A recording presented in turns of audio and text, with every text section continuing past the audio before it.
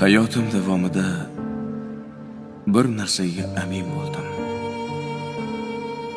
Bu dunyoda kimnidir sevsangiz, Alloh yo'lida seving. Alloh uchun seving, zero mehr qo'ygan muhabbatingiz u sizniki emas. Hammasi yaratganga tegishli ekan.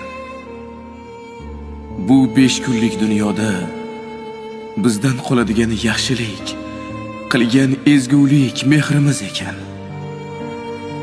Atrofimizdagi bu zamin insonlari buguni bilan yashashi, go'yoki hayot tugamas ne'matday ko'rinishi ularning katta xatolaridir.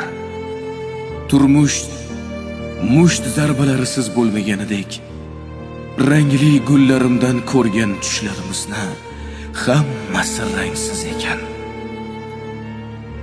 Zeroki tushlar rangsiz bo'lsa-da, hayotingiz rangli bo'lsin. Hozirda hayotim rangsiz bo'lsa-da, uni rangli ko'rishga harakat qilyapman. Yaratgandan har bir sinovi, har bir ne'mati, har bir kuni, har bir bergan soniyasi uchun beadad shukrlar aytaman. Sizga esa rangli hayot tilayman.